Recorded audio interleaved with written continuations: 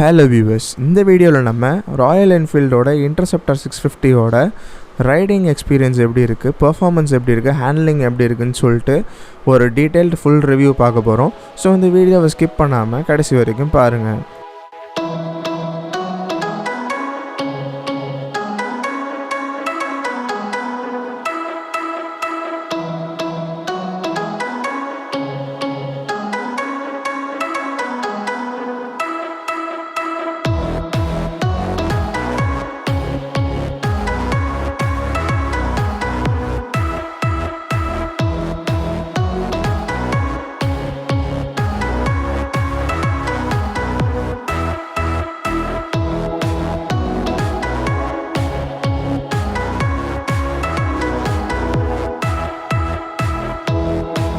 Hello viewers, என்னோடய பேர் பென்ஸ்லி. நீங்கள் பார்த்துட்டு இருக்கிறது benscritique.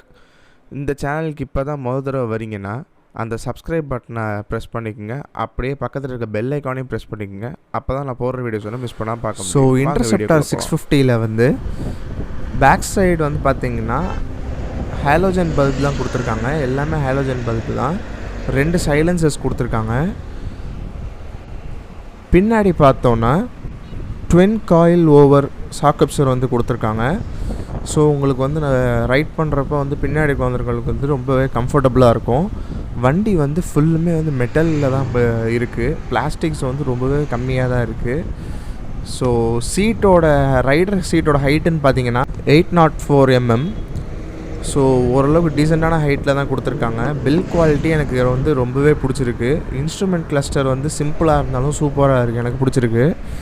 ஃப்ரண்ட்டில் வந்து பார்த்தோன்னா அதே மாதிரி ஃபுல்லாக ஹேலோஜன் பல்பில் தான் கொடுத்துருக்காங்க. 40 watt ஹேலோஜன் பல்ப் வந்து கொடுத்துருக்காங்க. அதே மாதிரி ஃப்ரண்ட்டில் பார்த்தோன்னா 41 mm டயா உள்ள டெலஸ்கோபிக் ஃபோர்க் கொடுத்துருக்காங்க.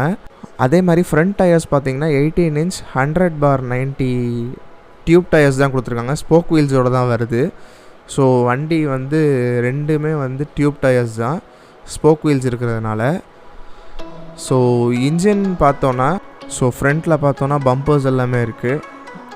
ஸோ வண்டி ஓவராலாக வந்து பில் குவாலிட்டி எல்லாமே வந்து ஃபுல் மெட்டலில் இருக்கிறதுனால சூப்பராக இருக்குது.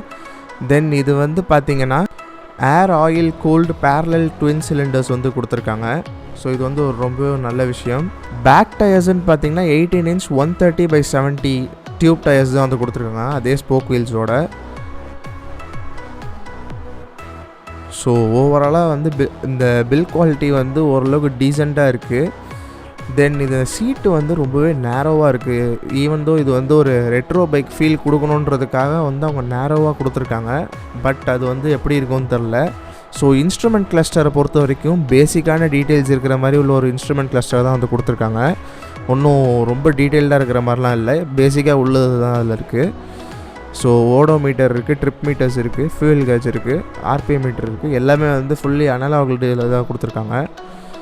ஸோ ஸ்விட்சஸுமே பார்க்கையில் ஓரளவுக்கு பேசிக்காக தான் கொடுத்துருக்காங்க. ஏன்னா கிளாசிக் 350 என்ன வருதோ அதே மாதிரி தான் இதுலேயும் கொடுத்துருக்காங்க. ஒன்றும் பெரிய வித்தியாசம் கிடையாது. இன்ஜின் கில் ஸ்விட்ச் இருக்குது, செல்ஃப் ஸ்டார்ட் ஸ்விட்ச் இருக்குது, இண்டிகேட்டர்ஸ், ஹார்ன் இருக்குது, ஹை பீம் லோ பீம் இருக்குது, பாஸ் ஸ்விட்ச் கொடுத்துருக்காங்க. ரொம்ப இதாக தான் கொடுத்துருக்காங்க. மீட்டிஆரில் வந்து இந்த ஸ்விட்சஸ்லாம் வந்து இம்ப்ரூவ் பண்ணியிருக்காங்க. ஸோ விண்ட்ஷீல்டு எல்லாமே கொடுத்துருக்காங்க. ஸோ வண்டி எப்படி இருக்குன்னு சொல்லிட்டு பார்ப்போம்.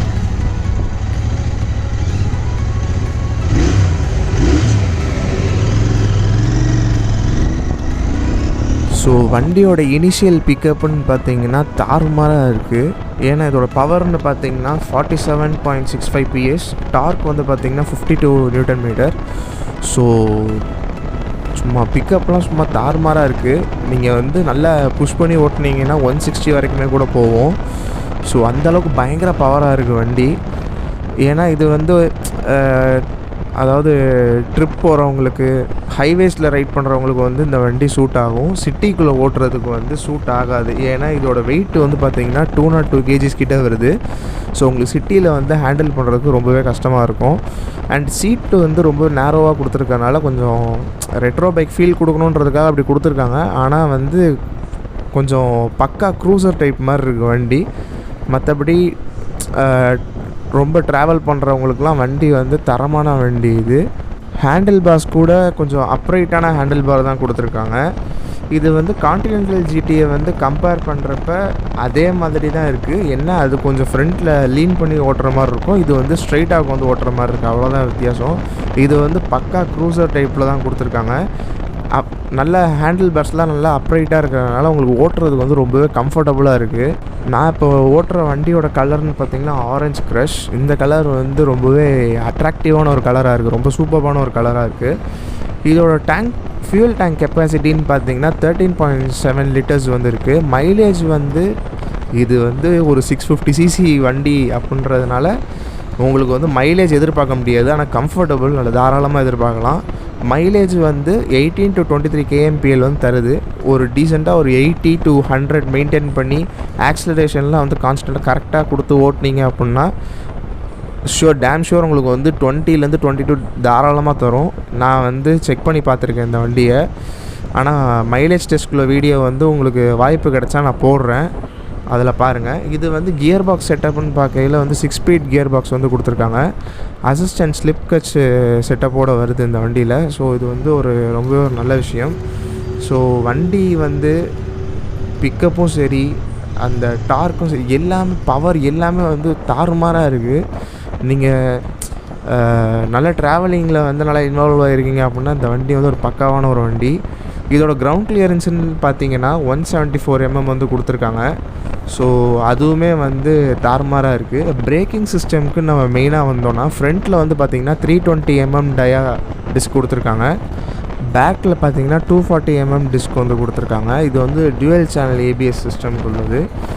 ஸோ ஓவராலாக வண்டியோட ஃபீச்சர்ஸ் வந்து ஏகப்பட்டது இருக்குது.